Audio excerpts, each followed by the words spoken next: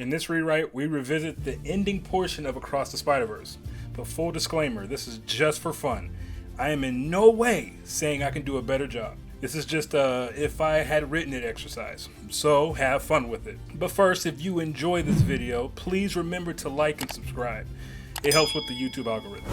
Alright, now let's get into it. Miles stumbles into his room. He's just escaped the chase from the Spider Society. Tired and beaten, he breathes heavy, closing the window behind him. He takes a moment to relish in his victory, not thinking that Miguel and the others could possibly still be coming for him at this very moment. That thought doesn't even cross his mind though. He just feels safe in the moment. I did it, he tells himself. He manages to sit up to a knee, his breath beginning to slow. What now? His mind trails to checking on his parents, when suddenly, a heavy footstep from behind is heard, but no spider sense triggers. Miles quickly turns to inspect the source of the sound when he's abruptly struck in the back of the head. His vision dims and his consciousness fades to black. His head hits the bedroom floor like a sack of rocks, down and out. A figure looms over in the shadows, but we don't see exactly who it is just yet. Scene cuts to black. We cut back into Miles' room, however this time with no Miles. Was he drug out? Who knows? We aren't given much time to think about it as an audience because a hand slips under the windowsill slowly in stealth, slides it up inch by inch. A familiar white-gloved hand, and we see it's none other than Gwen Stacy. She very carefully makes her way into Miles' room, walking among the ceiling. She turns her head from side to side, scanning every dark corner of the bedroom. Nothing. No one. Miles isn't even here anymore, or was he ever here to begin with? Gwen begins to think the worst. Did Miguel and the Spider Society manage to grab him before he could make it here? Her conversation in thought is interrupted by the verbal conversation going on in the room adjacent. Thanks to her interactions with Miles earlier, she could easily deduce the voices belonging to Rio and Jeff Morales, Miles' parents. As quietly as she could possibly do it, Gwen descends to the floor and tiptoes to the slightly open door. She peeks through, seeing the two parents talking about Miles' whereabouts. She carefully leans forward and just as carefully pries the door a bit wider to get a better sense of what they're saying. Where could he be? Jeff asks. I don't know, Rio responds. You know, this is probably that girl from earlier, Jeff suspects. She probably hangs with the wrong crowd and got Miles caught up in it. Jeff, he's a young boy. I have some ideas. Jeff cuts Rio off. Baby, I don't want to even think about that. I'm just saying, you saw the way he lit up around her, Rio responded. Gwen walks out from Miles' room, now wearing his jacket to conceal her spider outfit. You're right, Gwen says in defeat, head held low, eyes raised to meet their disapproving stares of shock. Miles isn't here, and it's my fault, Gwen continues. Oh, come on, what the heck are you doing here? Jeff shouts. Oh, his window was open, so I came in through there, because that's a normal thing people do. Gwen attempts to lessen the tension, but her playful banter falls on deaf ears. Rio and Jeff's glares remain unshaken. Gwen regrets the joke, arms hidden in pockets. She paces around the room nervously. Jeff says, What do you mean Miles is missing? That's his jacket, Skrillex. Where's Miles? I mean, emo was fine, but I mean, come on, the joke it writes itself. Gwen answers softly, I don't know. You don't know? What do you mean you don't know? Rio shouts. Gwen's uneasy task of comforting the parents is cut off. Her spider sense triggers, like a jolt of electricity to her body. Oh no, she thinks. She rushes to the nearby window and opens the curtain, peering out into the night sky. Rio and Jeff puzzled. They walk up behind her. In the night sky, same as in the movie, a bolt shoots towards the ground below, revealing the spot, now overflowing with dark matter that almost looks too unstable for him to handle. He slowly ascends to the sky, outlooking the city below. Gwen, Rio, and Jeff see this from the window. Rio says, What's that? Jeff says, That looks like the whole guy from earlier. Gwen's eyes trail in thought. She knows what's about to happen. Back during Miles' intervention, he revealed to them that the spot was the cause of his father's death. This is it. Miles' Canon event is about to happen. But what can she do? What should she do? She quickly forms a simple plan. She turns to Jeff and Rio. Look, I know this is going to sound weird, but I need you guys to stay here. Whatever you do, do not leave this house. She makes her way towards the door. Rio and Jeff are confused. What? What are you talking about? Gwen reiterates, there's no way for me to explain this, but just know that something bad is about to happen. She slowly looks at Jeff. People are going to get hurt. Jeff and Rio notice the subtle context of her words. Jeff interjects, "I'll just call it in." Gwen stops him. "No, they can't help. You'll only be putting them in harm's way. I have to go." Rio stops Gwen. "Where do you think you're going? You're a kid. What can you do?" Jeff says, "You're crazy if you think I'm going to let some kid run into danger while I stay here." Gwen excels. There's no way around it. She has to play the only card she has left to get them to understand the issue at hand without exposing Miles. She removes Miles' jacket, revealing herself as Spider-Woman. There's a short pause. Rio and Jeff stay silent. Gwen stays silent. "There's a Spider-Woman now?" Jeff asks, realizing she hid her costume for no reason because there's no Spider-Woman in this universe. "I'm not from here." Gwen chooses her words carefully, telling them the bare minimum. "I'm like Spider-Man." She remembers what Miles said to her earlier that day. "We're the same." She smiles gently. "Please, I know you have no reason to trust me, but I'm asking you to anyway. And I promise I'll find Miles, but for now I have to stop Spot." Gwen's nervous eyes become reassuring. Rio and Jeff take a breath, accepting her words. "What about the other one, the Spider-Man, the guy one?" Jeff asks. Gwen stumbles. "He's gonna meet me there." She forces a smile. Jeff seems to buy it. She meets Rio's eyes, not so convinced. Does she not buy it? Or does she know? Gwen opens the window and jumps on the ledge. She looks back at Miles' parents. "Miles loves you more than anything. I've seen it." Rio smiles. "If you see him, tell him 5 months. And that we love him." Gwen smiles with confidence. "You got it." She pulls down her mask and whips towards the inner city. Each arch of the swing more stylized and aggressive than the other. Her mind races. Was telling Jeff to stay there enough to prevent the Canon event? Suddenly, Gwen's spider sense triggers once again. A red laser-like band wraps around Gwen. She looks down, but before she can act, she's thrusted downwards, forcibly crashing to a parked car below. The top of the vehicle totaled and crushed. The red bands unravel and wind back to the source. Unharmed, for the most part, Gwen flips into the iconic Spider-Man pose, ready to fight. Miguel, flanked by his lieutenants Jessica Drew and Ben Reilly, stand opposite her. Miguel shakes his head, seeing the custom-made punk-themed watch Gwen has on. I guess I shouldn't be surprised. His sly smirk fades. "Where's Miles?" Gwen looks on confused. What are you saying? He's not here." Miguel retorts. "There's no use in lying, Gwen." Gwen snaps. "If this is some trick to..." She stops.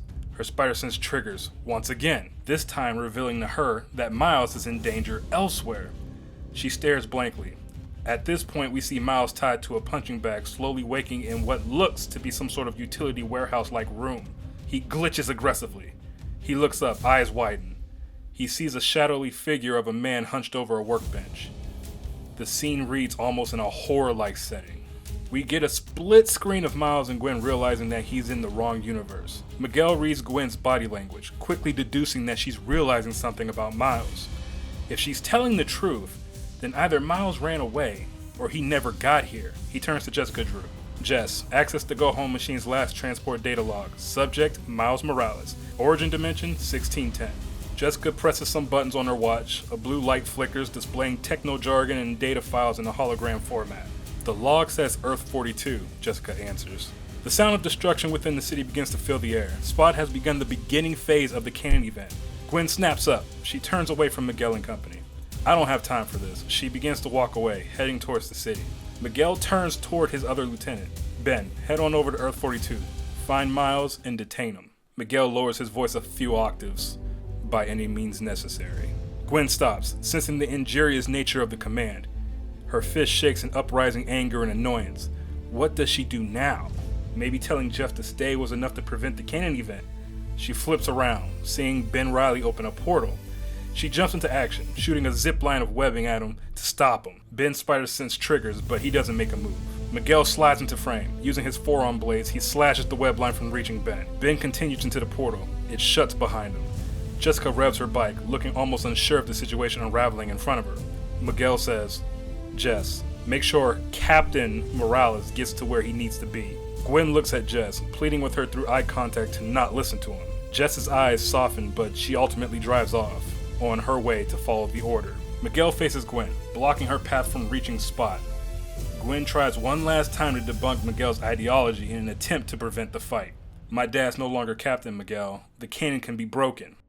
Miguel shakes his head disapprovingly. You don't get it, Gwen. Any captain close to Spider-Man will trigger the Canon.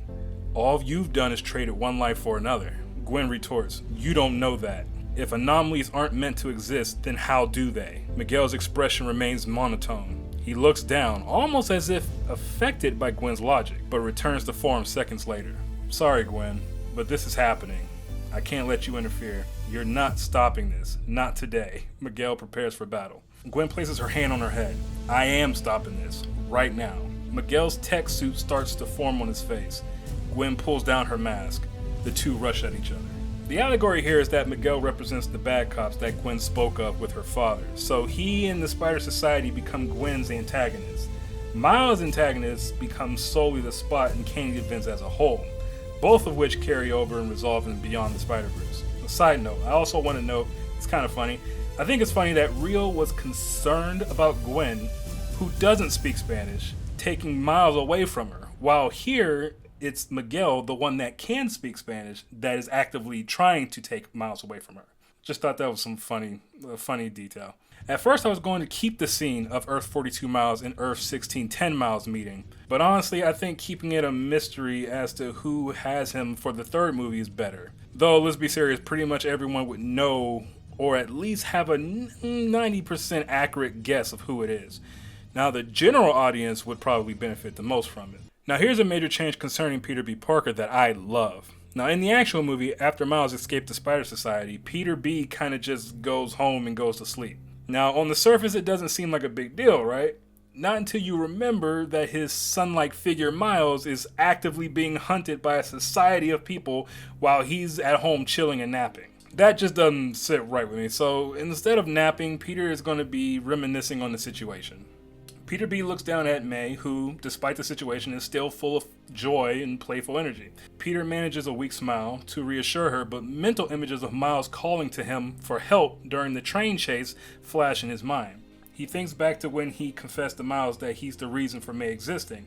And even deeper in thought, he thinks back when he was so afraid of confronting his failures to the point of being almost suicidal. That Miles was the one that helped him take the leap of faith. Peter B. finally comes to terms in the moment. He let Miles down and he has to make up for it now. He places May down and drops his robes. He reaches down and grabs his mask as Mary Jane walks in. He explains that he has to right a wrong. Mary Jane smiles in support, picking May up from the chair and holding her close while Peter climbs to the window. This is Peter B's return to form. In the first movie, he was downtrodden and suicidal. In this movie, he got to enjoy to be a family man. And now, going into Beyond the Spider-Verse, we get to see him in a prime Spider-Man form. He tinkers with his dimension-hopping watch, opening a portal outside the house. We, the audience, don't see the designation. That'll be a reveal in the next movie. He turns to MJ and Mayday, taking a moment to cherish what he sees. Appreciative of what he has and what he's fighting for, this is no longer the past his prime Peter. He is now the Spider-Man. Hey MJ, how about one for the road? Peter says. MJ smiles, snuggling Mayday lovingly. She lifts her head up, winks, and says, "Go get him, Tiger." Peter smirks. Hearing that iconic catchphrase and seeing the family he does all this for fuels him with enough drive to take on the world if need be.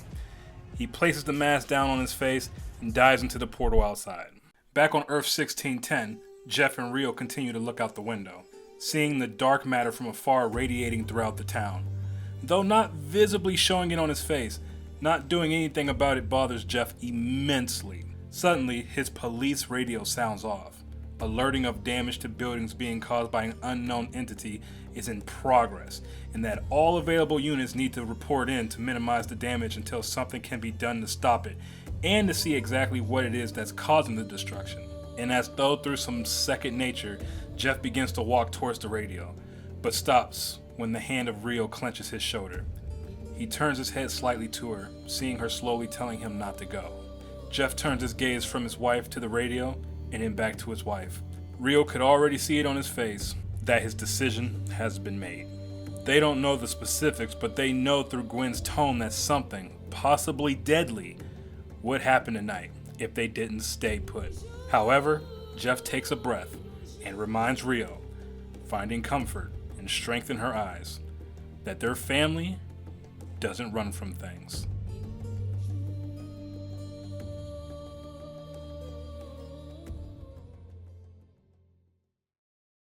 And that is how I would have written the ending of this movie. There were a few changes I felt would have made for great character work. Having Gwen and Peter make the conscious decision to right the wrongs they've done to Miles is definitely one of them. I feel Peter wouldn't have made much effort in the actual movie to do so had Gwen not gone to his dimension to recruit him in the end. Also, again, Peter B going home to just take a nap while Miles is actively being hunted, possibly, to his knowledge, killed. It just didn't sit right with me. But I think the main change I liked more was adding purpose to Gwen's comforting Rio and Jeff, because in the actual movie, she just kind of walks in, says she doesn't know where Miles is, and then says, okay, I'll leave. However, in changing that, it kind of changes the whole movie at this point, which was the point of this whole rewrite. Ben Reilly would have to be a completely overhaul from a jokey character to a tragic one that kind of fits his comic counterpart more accurately, because if I were to write Beyond the Spider-Verse, Ben's issue with clones from the Clone Saga in the comics would have been a traumatic trigger which would have been exploited in going to Earth 42 and seeing Miles with his doppelganger. Peter B's involvement would be a wild card. There's plenty of things you could do with him at this point that we left him off in this rewrite. And merging Jessica Drew's involvement with Miles' parents in this version would have ultimately led to her having a change of heart, probably by relating to Miles' parents to her about to become one. Could have bookended with the Canon event inducing labor in which Rio, being a nurse, has to deliver her baby. Something of that nature. And the fact that her child would be born into a dimension that's not native to her kind of harkens back to the spider not being native to Miles' dimension. But again, full disclaimer, that's just how I would have written it. I'm not claiming I could have done a better job, so I hope you guys like it. Feel free to leave your opinions and suggestions in the comments below, and I appreciate it. See you in the next one. Peace out. In the lobby of the Illuminati, the team all come to confront Wanda, surrounding her and preventing her from advancing further. Reed Richards steps closer, cautiously. Wanda stands ready for anything. Reed does his best here to reason with Wanda, first noting that she's forcibly puppeteering an innocent variant into carrying out her plans. Wanda responds that 838 Wanda won't remember any of this. Reed switches up his approach. He